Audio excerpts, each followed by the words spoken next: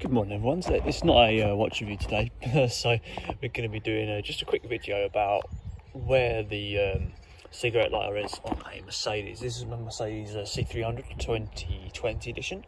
So I'm just going to quickly show you where it is. You might be looking inside here for it, but it's not actually in this part of the car. Like, it's not here, it's not in this section or any part of this dash. It's not inside here or anything like that, just addressing some of those sort of myths and stuff like that.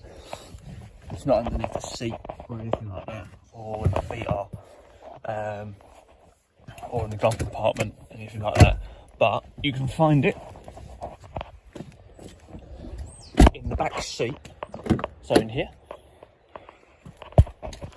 So just where these vents are, you go underneath, you see it's got a little dial here, and these vents.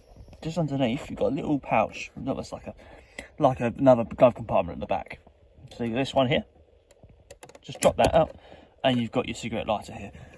I've never known what this is for. If anyone could tell me what that's for, drop me a comment.